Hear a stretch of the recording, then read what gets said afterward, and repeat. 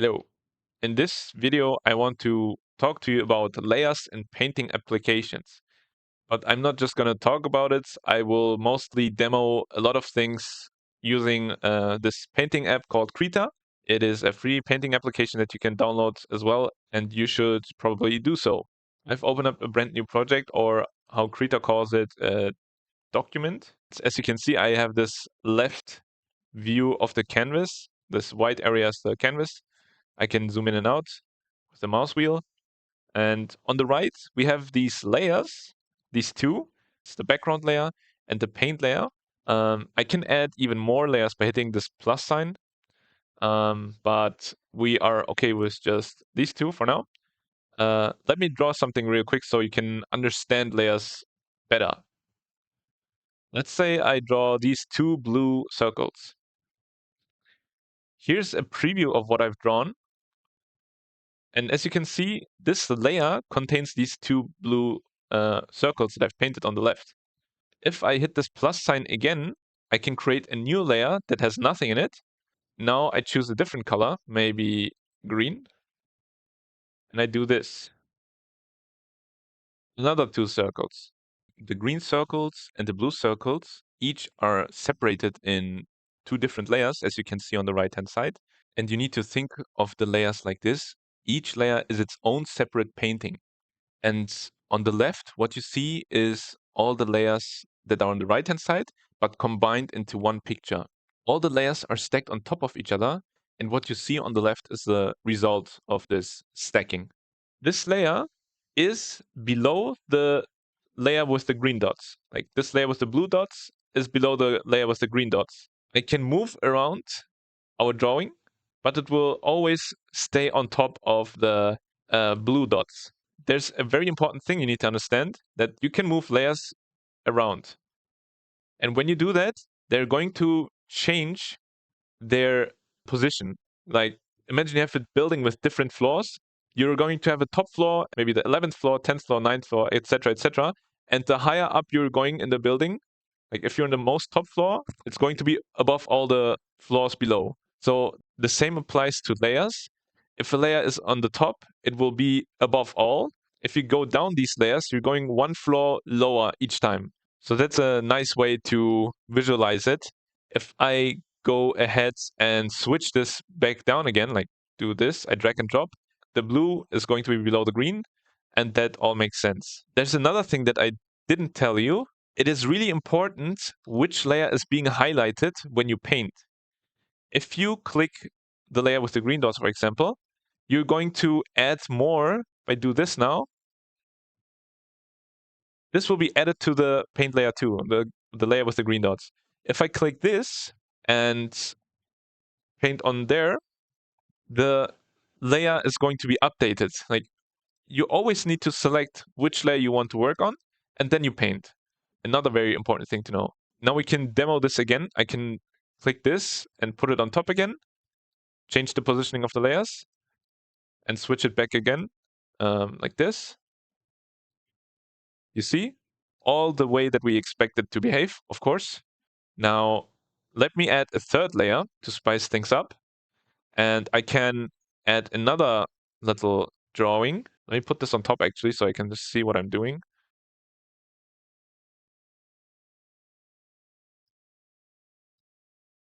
Now, as expected, since it's in the most top position, the layer is going to cover everything else that is going to be below.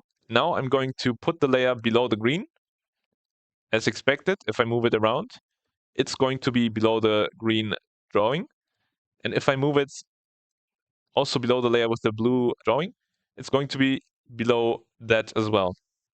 Okay, so you can do that yourself, create little drawings on certain layers, and then reorder the layers on the right and see how it changes your drawing. Let me show you how I would work with layers so you can understand a basic workflow when painting.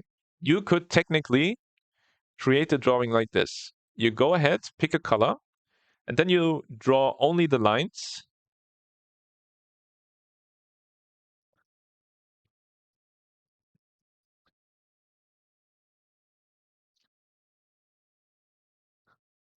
Like this.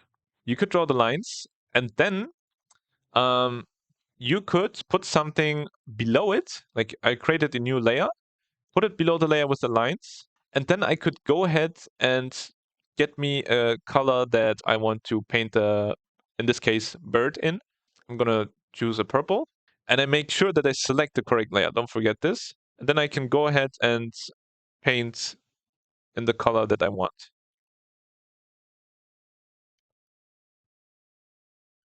I'm gonna clean this up a bit with the eraser. I can toggle the erasing by hitting E. As you can see, when I hit E, this gets highlighted. If I hit E again, the highlighting disappears, so you can toggle it with E. Let me also color the feet and the nose. Let me demonstrate to you what happens if I put this layer on top of the lines. It makes sense. The thing that we painted is like just, it looks very sloppy, but technically I just colored the areas that I wanted to be colored. It makes sense to make the lines, let them sit on top, make the coloring, and it should always be below the lines. So yeah, very important that you layer your drawing or painting in a way that makes the most sense. In this case, if you have lines and colorings separately, it is just easier to work with. Let me add another thing that is going to be below the bird. Let me draw a smiley real quick.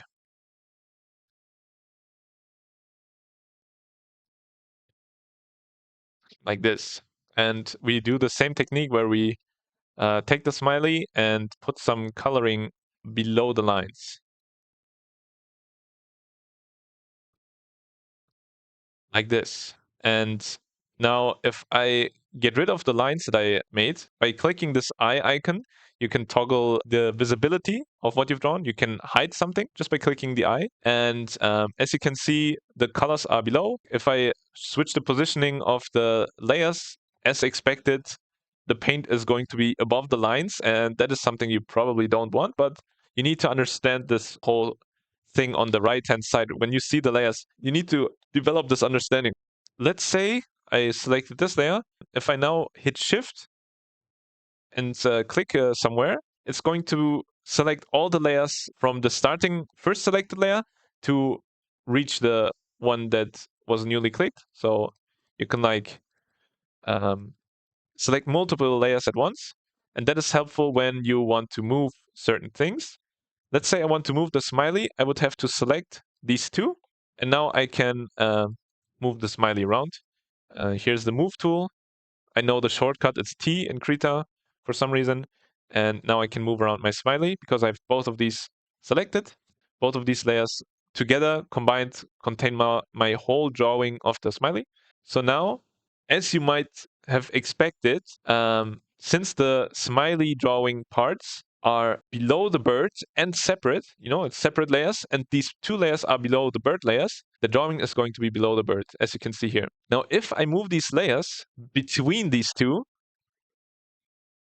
you're going to see a very odd effect, but this should not confuse you too much. With the smiley is on top of the coloring layer of the bird, but it's not above the bird lines layer. This effect is like the result of some weird layer positioning. Now I take both of these layers again and put them on top of also the bird lines, and this is the result.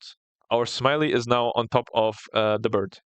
Okay, now I think you should have a really solid understanding of how you can use layers to separate colors from lines and make separate parts of your drawing and make them overlap each other, like put something in the foreground, maybe something in the background. For example, if you now think about creating something for the background, draw some grass, you can pick yourself a color, create a layer, maybe put it on the bottom, and now you can just go ahead and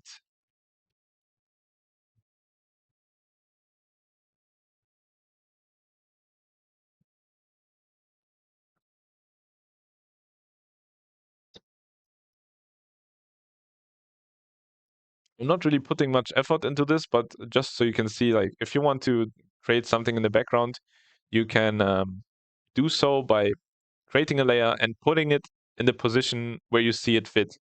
If you want to have something behind the smiley, but it should be in front of the bird, then you know, okay, this layer should be between them like this. Covers the bird, but not the smiley. So you know the layer should be between those like that. I think that should explain how layers work. I think you should have a really good understanding by now. Let me remove this one. Now I want to level it up a bit and show you something a bit more advanced. And that are these symbols that you can click on the right. They are also part of each layer, as you can see. There's a log, a alpha symbol, and there's this last symbol that is representing transparency. And when you click it, you see a log. I think when I hover this, it means alpha logged. I think alpha is some word that they use for transparency, but yeah, the last icon, if you click it, it has a really cool effect. And that is if you make it so it's locked, you have this effect that I will now demonstrate to you. I selected a color that I want to apply to the smiley as a shadow. It's like a more brownish tone. And the cool thing is this lock makes it so all that is yellow is going to stay. And I cannot add more color to the left of it or above it or to the right of it, but I can change what is already existing. So all that is yellow I can paint over, but I cannot create new paint around the yellow area because sometimes you want to control or limit yourself so you don't spill the color everywhere. So let me try to shade the sky. Let me maybe get a new brush. Yeah, this works.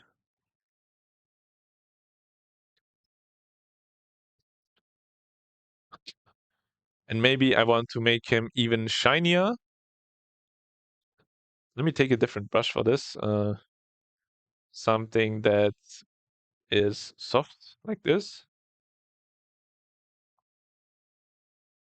This is really nice. Imagine if I removed this lock and did the same brush stroke. You see how the color spills everywhere? Also here, if I do the same here, the color is just spilling all over the place. So this lock is really helpful and you should know about it. You don't have to use it all the time. People get by without using this at all. And I think it should be a tool for you to know. And if you see use for this, like in this example, I could use it pretty well, but sometimes the painting is so complex and there's so many layers you might not need to use it, but you should be aware of it. And if you think this is a cool thing, then go ahead and use it. It can definitely give you an edge when working with digital painting or when working with graphics. If you're wondering, okay, why can I not add any more colors to my smiley's yellow color? You need to unlock it, and now you can add something again to that layer. Like you can make him a muscly smiley. Lol. But yeah. Let me show you something that is just for organizing. Let's say you want to organize your layers a little bit more. So you select these two, and I think you can just group them together. Quick group, like this. I now created a group, and I can click this arrow. It takes the layers and puts them almost like a folder. You know how you have folders in Windows, where you can maybe create a folder of your cat photos, and then you put all your cat photos in there, and you know, okay, this is my folder for cat photos. Just like that, you can take your layers. These are the layers for my smiley, and then the group is technically your folder for the layers. You can even call it smiley group and give this the name smiley lines, smiley background. I never renamed this or I never use groups, but if you can work that well structured, you have the option to structure your painting in a way that is definitely very organized and very good to read. Let's do the same for the bird lines, bird background. So now we have groups. I'm not really sure if I like it that this group shows the image like this, and the icon for the layer to be a group is just a small icon right here.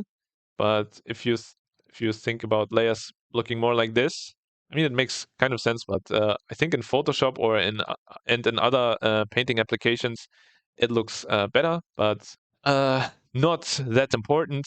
I just wanted to make it a little bit more organized because now I want to move to the bird layers, and that is this. I will now create a layer. Now, let's say I paint here on this layer. What would we expect? It would be above the bird background and below the bird lines. I like these changes. I will add another layer. Maybe it will be more clear if I do that. I also need to put this inherit alpha thingy on, and I'm going to be very rough with where I paint. And you will notice that there's a very similar effect to what we already saw. As a little side note, this inherit alpha option only works in groups. When you use this outside of groups, it behaves a little bit different. I would recommend you always use this with groups. Something like that. I don't know. I'm just messing around a little bit, but as you can see, I've got this layer right here.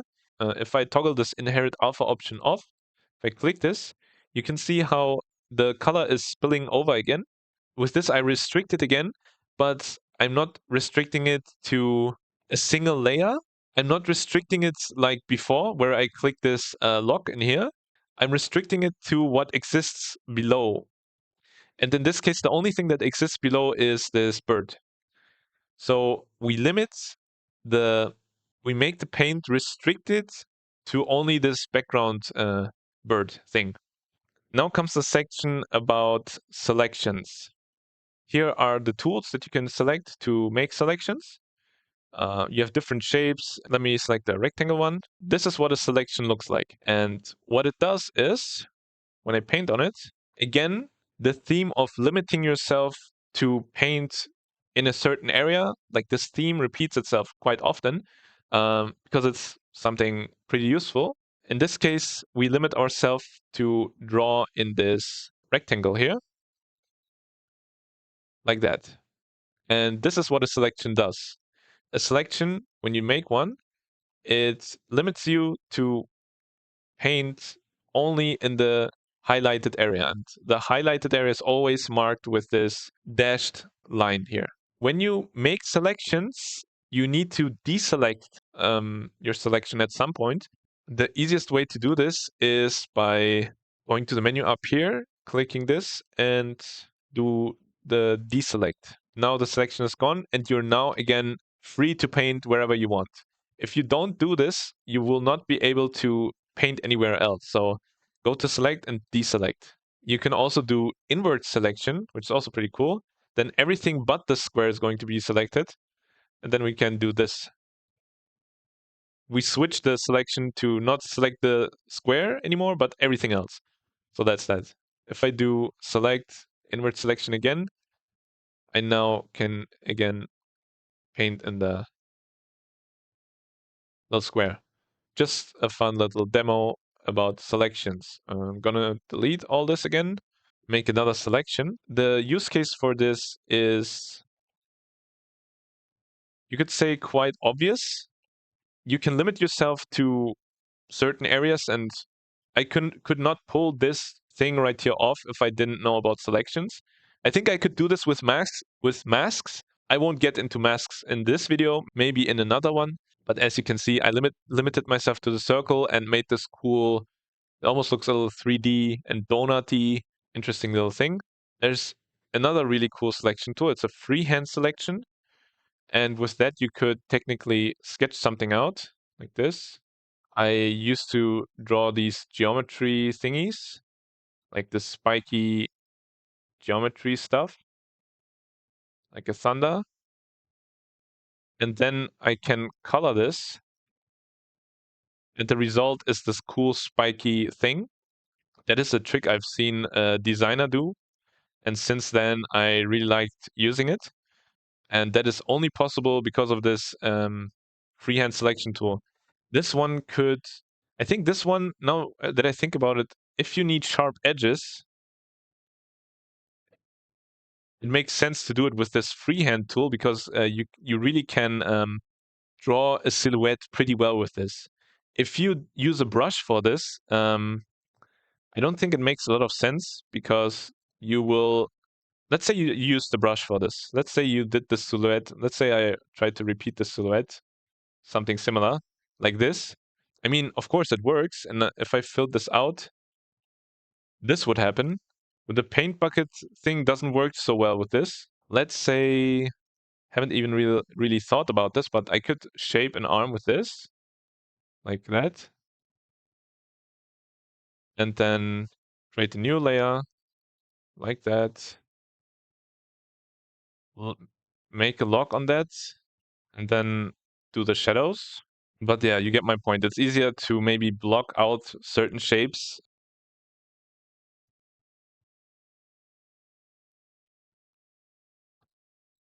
Something like that, you know?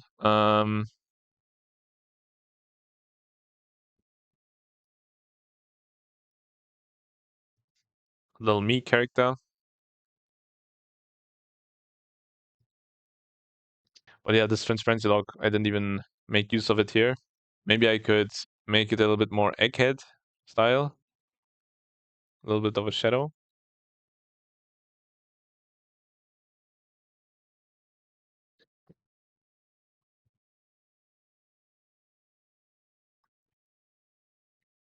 Okay, I want this guy to not be in front of the bird. What do? I move the layers down and I put it below the bird. Now I can finish my little drawing. Always select the layer you want to paint in.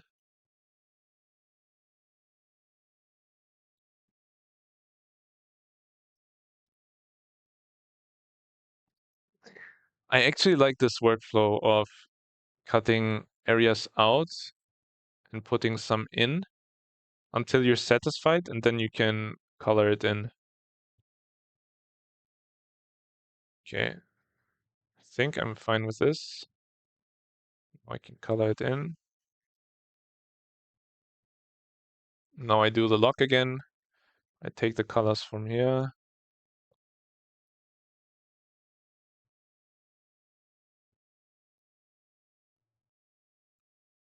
I'm not really good at drawing hands and poses and everything. So these are like floating arms. Maybe let's just add a real quick t-shirt. Like this.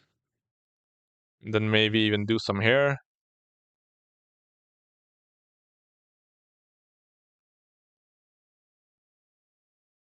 Man, what am I even drawing?